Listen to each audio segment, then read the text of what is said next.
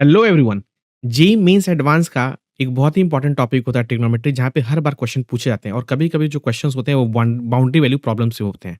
Boundary value problems का मतलब क्या हुआ कि आपको बहुत सारे वेरिएबल्स दिए जाएँगे और राइट हैंड साइड में एक कांस्टेंट दिया जाएगा। आपको ऐसा सोचना है कि ये इक्वेशन कब फिज़िबल है। इस तरह के क्वेश्चन को सॉल्व करने के लिए हम बाउंड्री वैल्यू टेक्निक का यूज़ करते हैं। जैसे ये क्वेश्चन दे रखा है cos square x plus 1 upon cos square x।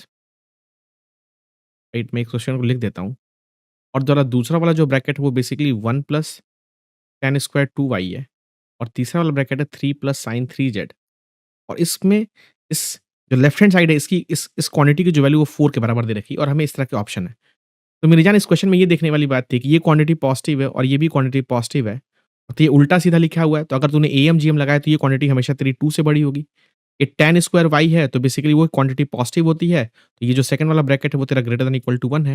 ये sin 3z की वैल्यू बेसिकली -1 से 1 तक वेरी करेगी, तो अगर तूने 3 ऐड किया तो ये वाला जो ब्रैकेट होगा वो 2 से लेके 4 तक वेरी करेगा। ये क्वांटिटी 2 से बड़ी, ये क्वांटिटी 1 से बड़ी और ये क्वांटिटी तेरी 2 से 4 में, तो तू देख सकता है कि लेफ्ट हैंड साइड की जो मिनिमम वैल्यू आएगी वो तभी पॉसिबल होगी हर एक वर्स्ट केस में जब लेफ्ट हैंड साइड की जो मिनिमम पॉसिबल वैल्यू होगी वो 4 होगी और right hand side equal to 4 दे रखा है।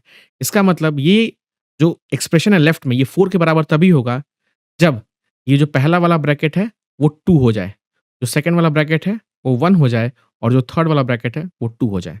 अब पहले वाले ब्रैकेट को 2 करने के लिए तेरे को पता है कि तेरे को cos स्क्वायर x को 1 करना पड़ेगा। सेकंड वाले ब्रैकेट को तेरे को 1 करने के लिए तेरे को tan स्क्वायर 2y को 0 करना पड़ेगा और थर्ड ब्रैकेट को तेरे को 2 करने के लिए तेरे को sin 3z को -1 करना पड़ेगा। और sin 3z को -1 करेगा तो यहाँ पे 3z की वैल्यू आ जाएगी तेरी 4n-1 π/2।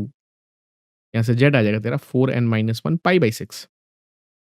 और अगर तूने tan स्क्वायर 2y को 0 किया इसका मतलब 2y की जो वैल्यू होगी वो n पाई आ जाएगी।